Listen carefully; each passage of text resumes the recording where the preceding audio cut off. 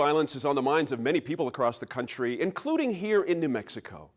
Dr. Scott Carroll is a child psychiatrist and director of child psychiatric consultation services at UNM Hospital.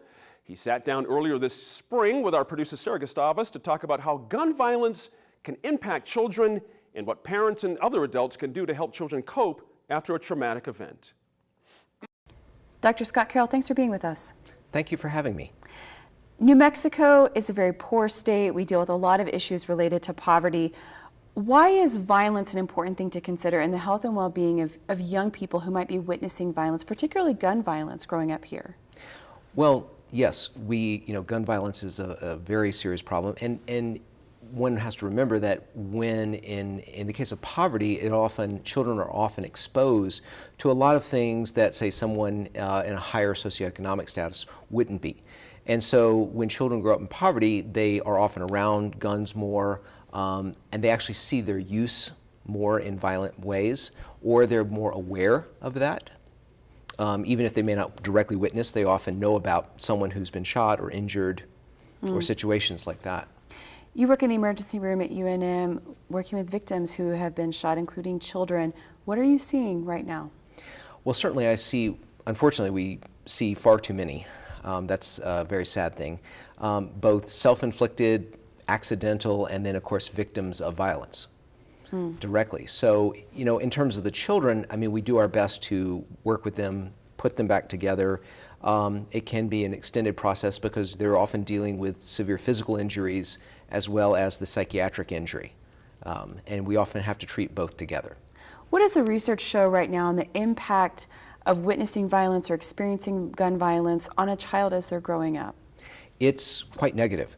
What we know is that you do not have to be the direct victim of a violent act to be traumatized by it. In fact, there's a lot of evidence that the witnesses to the violent act are sometimes actually traumatized more severely than the victim themselves. So in many ways, witnessing predisposes you to being profoundly victimized. So and so in that sense, so even though the witness may not have a physical injury, they can have significant psychiatric injury.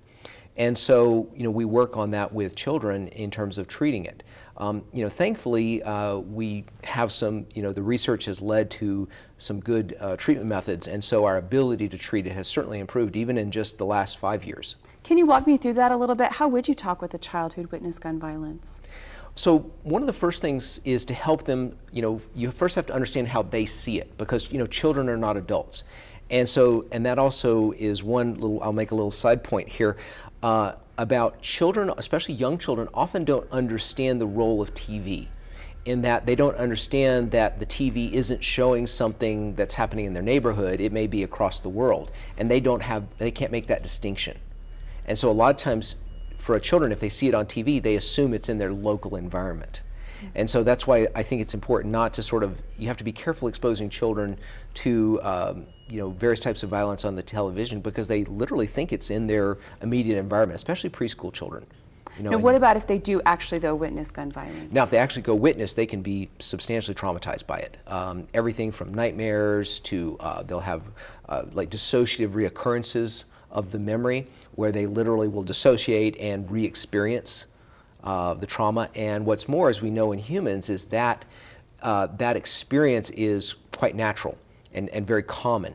And so what'll happen is, but it then generalizes in the sense that all kinds of things will trigger it. So things that like don't involve guns, or or even like you think of like obvious triggers like a car backfiring.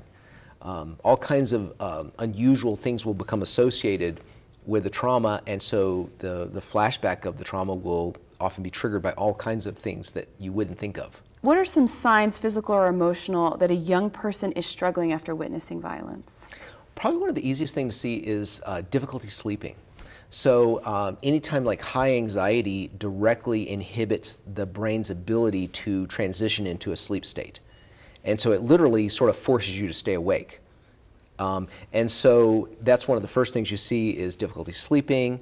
What we also know in children, especially young children, is that trauma doesn't look the same as it does in adults. So when if you read about like post-traumatic stress disorder, that was really designed or developed from combat veterans, whereas not children. So children will present a bit differently. So you see things like difficulty sleeping, or you see things like increased aggression. So increased temper tantrums and aggression are very common.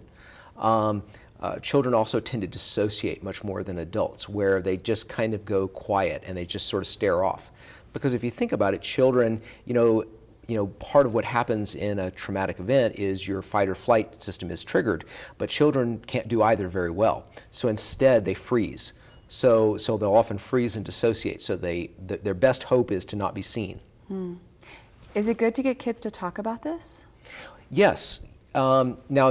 Now here's the thing, though, is it has to be done in the right way. So it takes specialized training to be able to get the kid to talk in the right way so that they actually get better, rather than sort of re-traumatizing them with a description. So that's why a lot of sort of there was a fad there for a while with debriefing type programs, where we're trying to get people to talk immediately about the trauma, and we actually learned that it made people worse.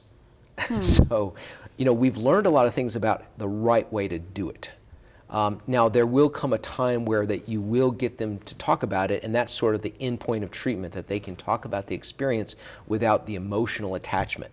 So they don't get scared, they don't get frightened or overwhelmed or angry or sad.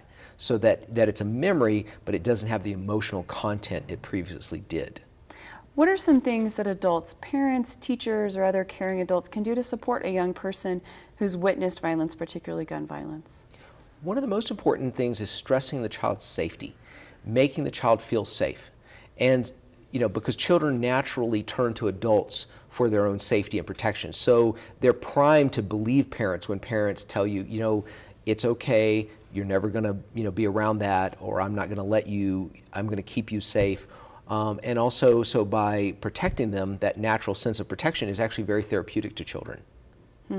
What if parents don't do that? Some parents experienced a lot of violence growing up and may not be in a place where they're like, I want to change this, I want to do something differently, and they're not available for that. Well, that's where a lot of times we work with the parents. So even, children are, they're not independent. They're very much parts of their families. So a lot of times the best thing you can do for a child is actually to work with the parents and the family and to help them engage the child in the right way. Because if you think about it, I might see a child maybe once a month, for medication. A therapist might see a child every week, but the parent's there every day, all day long. And so if I can teach the parent even some very basic things about how to be therapeutic, it can really make a huge difference for the child. So a lot of times we don't talk about that a lot, but what we really are doing is we're really teaching the parent to parent in such a way that it's therapeutic for the child. You see some really difficult things as a provider. It sounds incredibly difficult. How has this impacted you and your thoughts on gun ownership in the U.S. right now? So my personal feeling is that I believe in responsible gun ownership. I mean, I'm from Louisiana originally. I grew up hunting and fishing, and then I was in the military before I was a psychiatrist, and so I'm very comfortable with guns. However, I have young children, so while I will go to a range and shoot on occasion, I don't have a gun in my house because I would be terrified of the thought of my daughter finding a gun. So I'm very focused on, guns are a responsibility and that they need to be used, safely and correctly. And it's a great responsibility. And so that's the stance I take with parents. So of course, if I'm working with a child who's suicidal or a teenager who's suicidal, we talk about properly securing, the guns. I don't tell them you shouldn't own a gun, but what I'm saying is you need to be responsible about this. And, and we go over sort of security procedures, things like that to keep the children safe. Young people can be very impulsive. Absolutely. Mm-hmm. And that's probably one of the things, to say about teenagers, the big difference between adults and teenagers is that because the frontal lobes are not fully developed in teenagers, they make very impulsive, rash decisions, especially when they're stressed. And so a teenager can go from just being kind of angry to attempting to take their life in just a matter of seconds because if they see the opportunity. And what we know in teenagers is that opportunity is a big trigger to them acting. So if there's no immediate opportunity, the desire to kill themselves can come on very rapidly. It can disappear just as rapidly too. So if they can't access a means to act on the thought, in a matter of minutes, it can actually pass. And so that's why that controlling access to lethal things, everything from medication being locked up to guns and so forth, you know, those are all key to actually keeping a teenager safe, even if they did have a suicidal thought. Do you find young people, children or teenagers who've witnessed violence, does that lead to thoughts of suicide? Or? Oh, absolutely. The way you think about it is you have a traumatic event, which then leads to essentially some version of post-traumatic stress disorder. Now, however, over time, what happens is while the post-traumatic stress disorder symptoms may sort of diffuse out or sort of calm down, they often lead to high levels of residual anxiety, and that residual anxiety then causes depression. And so down the road is what you find is eventually, even though the PTSD is somewhat better if it's not treated, they're much more depressed. So if you think about it, it's sort of like, I think of anxiety as sort of like redlining your engine. Well, after a certain point, you're just redlining. Eventually, you know, the governor has to kick in to shut the engine down. That's the depression. So if you're too anxious for too long, eventually the depression kicks in to sort of like calm your system down, shut it down. And in that state of the depression is when you see the suicidal thoughts. Any policy changes or structural changes that you think would help address these issues that we've just been talking about with young people and gun violence?